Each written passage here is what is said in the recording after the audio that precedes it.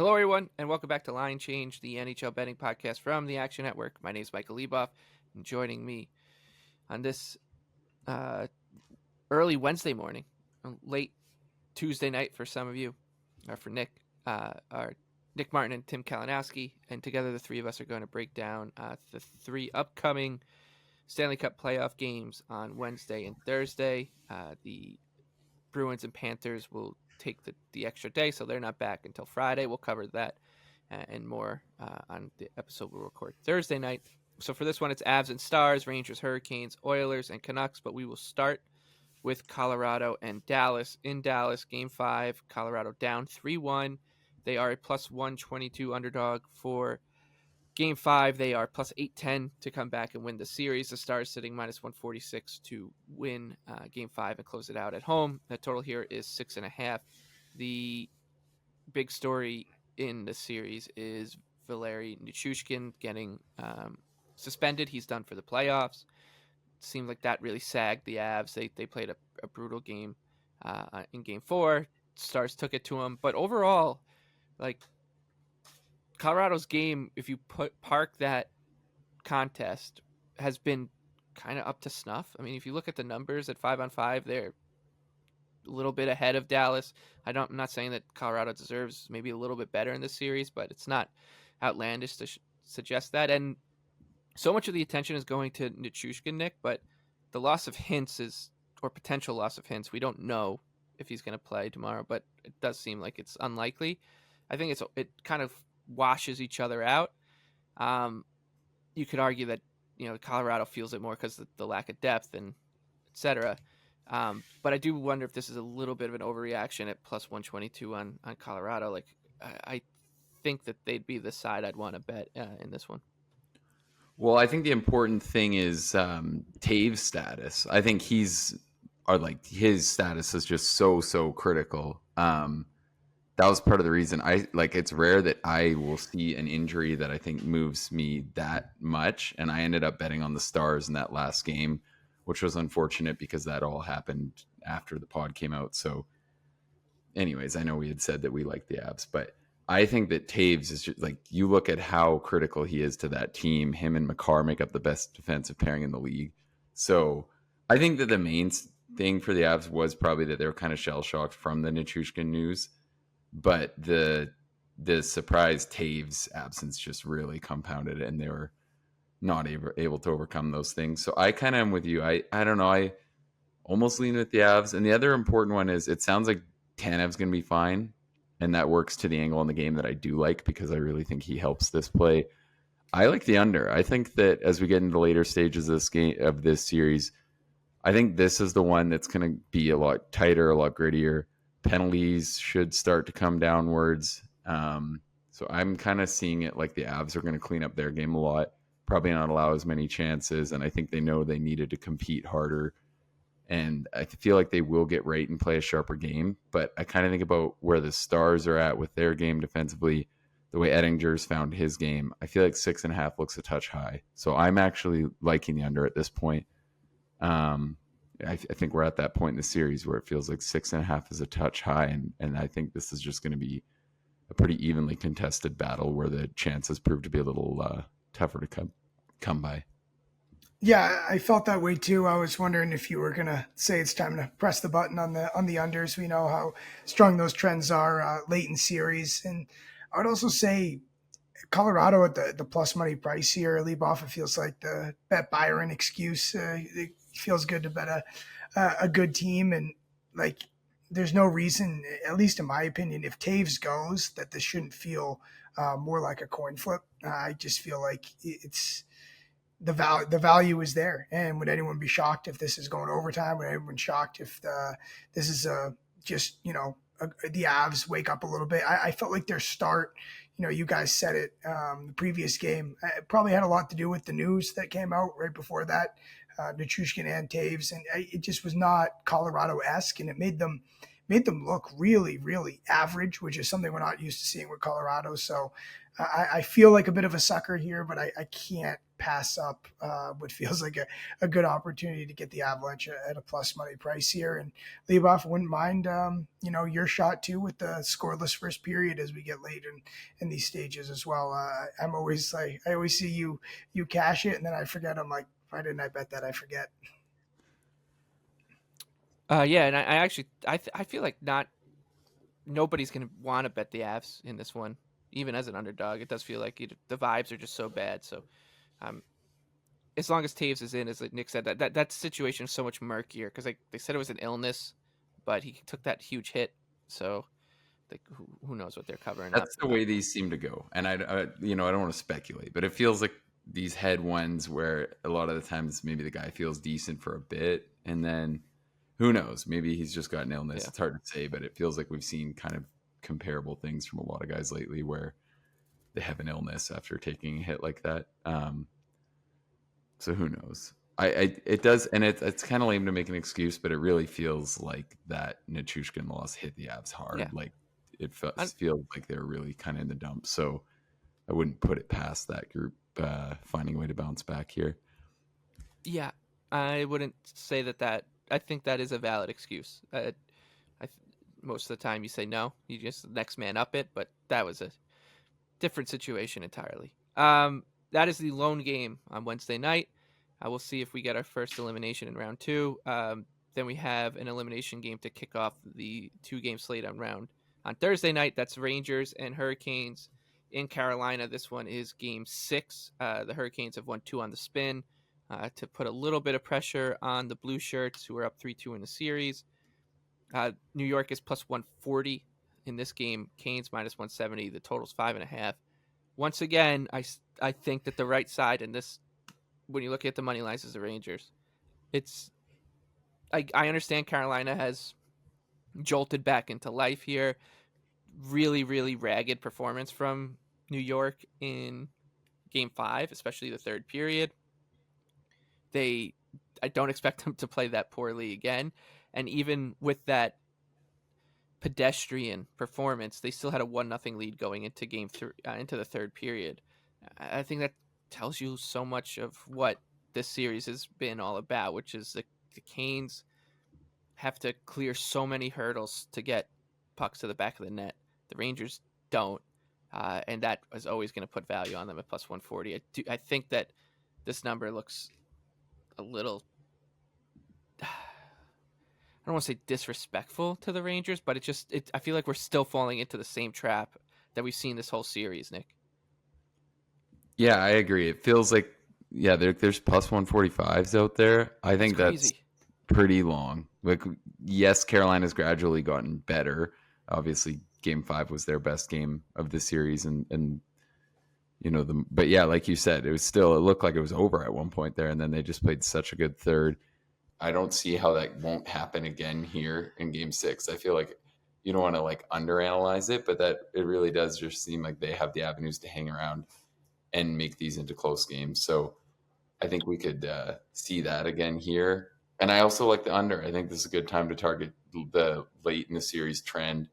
Even at a juiced 5.5, I still think there's value there. I think there's a pretty good chance that this ends up just being a really closely contested coin flip type game. I think that power plays coming off the board obviously helps work to create lower totals here, even though the Hurricanes has been pathetic, but they've been giving up a lot of shorthanded chances too. And the Rangers power play is obviously where they're going to do most of their damage offensively. So I think if we see our typical trends in terms of refs calling less, that helps that. And I feel like that we'll see the Rangers clean it up enough. And I mean, it feels like we're almost forgetting the last game was 1-0, 5 minutes into the third. But yeah, I feel like you'll see the Rangers clean it up too and give Shesterkin a real chance to shine. I think there were some clear, clips that were, even by the Rangers standards, where I know they're not the best even strength defensive team.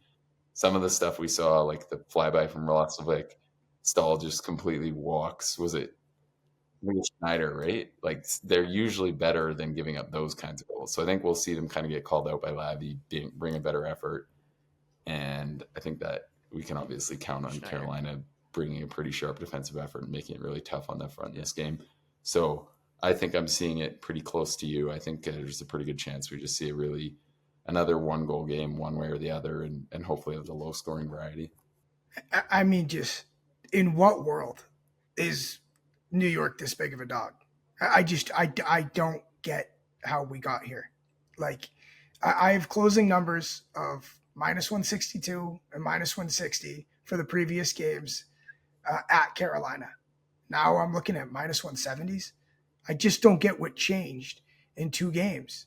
Like, again, it was still 1-0 until, until Jordan Stahl turns into Mario Lemieux. Like, it was, I would bet the Rangers at plus 130. I would bet the Rangers at plus 120. I don't see how this is like, you're telling me this isn't a 50-50 game, and again, I have it as home teams 28-34 in the playoffs. So, like, it's just home ice. What just changed here to have all this baked in here? Goaltending advantage, power play advantage, ability to be opportunistic and bury goals. Like, what you tell me? I don't understand how you can't take the Rangers here and not feel good about it and just be like, this price. Yeah, it's truly bizarre. I think.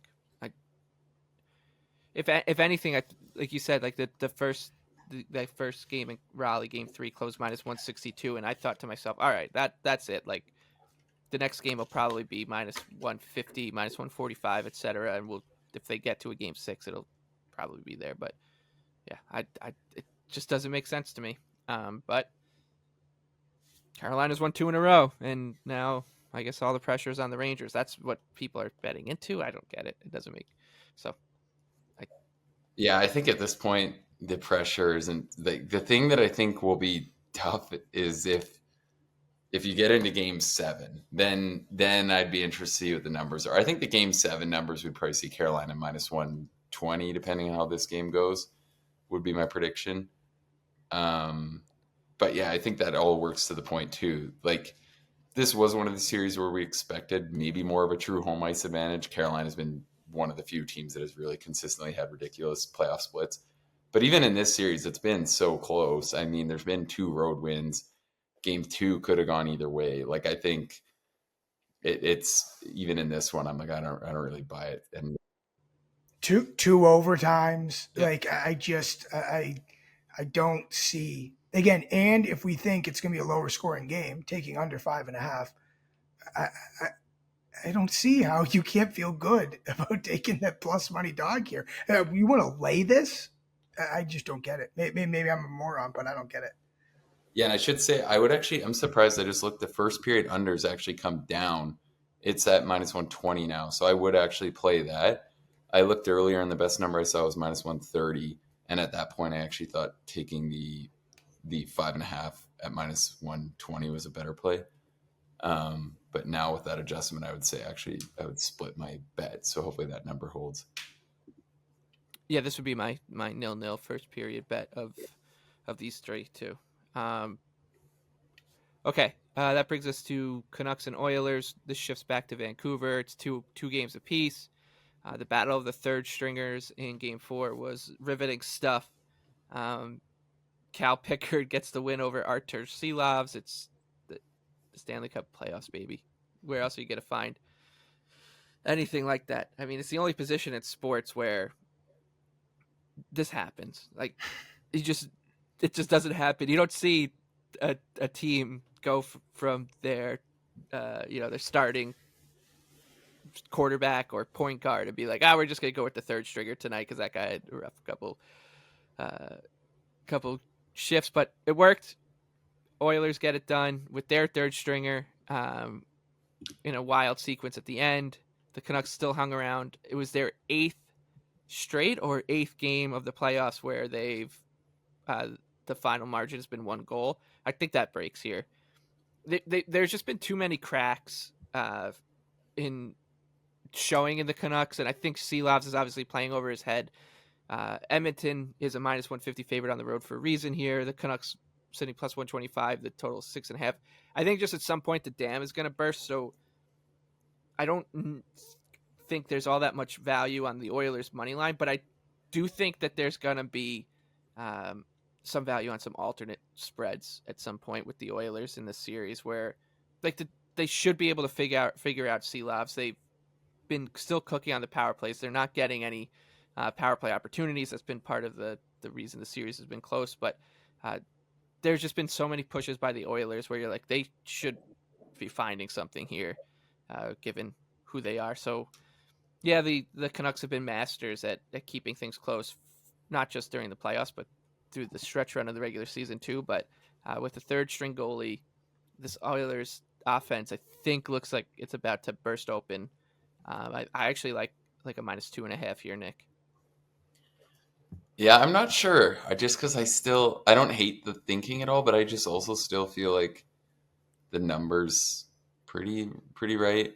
I do think this is a good example where we're hearing the Canucks getting a lot of credit for what I really think just has been a series where they're getting far better goaltending. Like, I hate to just boil it down to that, but honestly, I do think that that's just been a huge part of the story where, like, I agree with the analytics. I mean, it was hard to see how the Oilers were such huge favorites in this game, or like, I didn't want to lay it, but it also felt like everybody knew they were just going to come out and have way more of the chances all night long. And it feels like it's one of those things where overanalyzing all the Oilers breakdowns in specific, just because they haven't gotten any saves. When you look at the other end, and there's been so many stints where the Oilers are just generating quality chance after quality chance, and it's just, we're not necessarily giving it credit because of the difference in goaltending. But I actually still kind of don't mind the under here, as much as I hate the outlook of the goaltenders in the situation. But I just feel like we're seeing the Canucks, they're generating nothing. Even with Pickard in net, they're generating like so little that I can almost just live with it. And that's kind of been the entire playoffs long, right? Like, what are they averaging? 19 shots now, 20 shots over the whole playoffs. Like, I just feel like when you see, like, they're still defending pretty respectably too, I should say. They're giving up a pretty, decent amount of stuff. But we're talking about a 6.5 here, and one team's getting next to nothing. So it's scary in this goaltending matchup, but I still think I want to do it. And I think if I was going to target anything to do with the Oilers, I feel like you just keep going back to Draisaitl to score is still +130. That seems crazy to me. Like, I think I don't even think you need to overanalyze this one either. I feel like at this point, we know Draisaitl is going to score a single goal in 50% of his playoff games. Like, I feel like it's really just that simple. I'm surprised there's +130. I was surprised there was +130 tonight. And I think what he does is so hard to take away on that power play when there's so many weapons, and McDavid's so good at opening it up and then finding him on the side. So I think Draisaitl's a good look, and I don't hate just going to Bouchard again at +400. I feel like you can see it. He's getting a ton of shots from pretty deep in too. So I think if I was going to play the Oilers like in any fashion, it'd just be targeting the big guys to score. It feels like you can almost just write off them getting depth scoring, and that there's like a couple of guys you can circle in on at numbers good enough that where you just pick a few and make it work. It's been working so far, so I don't think there's any need to shake up the strategy on that one. Yeah, I mean, I thought the line again was a little crazy tonight. I like Vancouver, and again, it's a minute away from going to overtime. I look at it as like, yeah, Edmonton, like the dam should burst at one point here, but I feel like that's a game we've been playing with Vancouver for like this whole season. Like a lot of times, like I think they insulate their goaltending well. Like I think there's times when Edmonton is buzzing in the offensive zone and Vancouver's content to just be like, okay, keep like, using your cutbacks below the goal line. We're fine keeping you to the outside. And to me, Edmonton is still like a one-trick pony in terms of their like where they get their production from. They still needed the power play tonight, and that's not a knock on them, but I just think that the margins are a lot closer than people are giving credit for. And again, this is still Calvin Pickard in net. Like, this is like what's the dam for him? Like they should be getting more opportunities, and that's something that that should be the number one priority for Vancouver here. So the line to me, I think, is right, and I think I'm more hung up on the total here because I feel like there could be 10 goals and there could be 1 goal. And again, we talked about unders in these later games, but I did take the under, but I don't feel great about it because again, the goaltending is such a question mark for me, and I'm still not ready to count Vancouver out. I'm not. Yeah, I mean, I think the depth thing is interesting because it is a concern talking about like how little the Oilers are getting anywhere else. But their top guys are also outplaying the top stars of the Canucks like so badly, right? And it is leading to them just controlling more of the play. So I don't think it's an overly pretty process that they just have to rely on their big names so much. But their big names are also still doing a ton more than the Canucks, or in terms of controlling the play at least. So. Yeah, it does make a bit of a weird handicap, and it does make it look like the Oilers might have the potential to get dominated next round versus a healthy Stars or the Canucks if they get there. Yeah, it's such a like styles make fights thing. Like if Vancouver can hold their ground with Edmonton Stars on the ice, like you like their depth, but and again, to me, that's before you even dive into the goaltending, which is like it's impossible to figure out these goalies. All right, that's it for those 3 games. We'll give out our favorite bets here to close out the show. Tim, if you had to pick one, what would be your favorite play for these 3 games? Ooh, I will go with the New York Rangers. Nick? I'm going to go with the unders in the Rangers game, but I'll say I think best way to play it as of the current lines is half the bet on the first period under, half the bet on the game to go under. All right, I'll stay in that game. I was going to diversify, but there's just too much murkiness with the Avs lineup issues, and so I'll go that first period to end scoreless in Rangers and Canes, and honorable mention to the Rangers money line. So hell of a same game parlay we built here too. Yeah. That game 7 under, if it gets there, is getting absolutely pounded. I've already been thinking like where I think it'll probably open at like 5.5 and -130, and then probably be like the Leafs Bruins game 7 and close at 5. The 2003 Eastern Conference Final between the Maple Leafs, Curtis Joseph versus Marty Brodeur, like a total of 3.5. All right, well that does it for this episode of Line Change. We will see you guys again. We'll be recording again after Thursday night's contest to preview the Friday-Saturday games. You can also catch us on Power Plays, our weekly YouTube show with Bet365, where we preview the weekend games. But until then, for Nick and Tim, our producer Dave, thank you for listening to Line Change. Please rate, review, and subscribe. And we'll see you next time.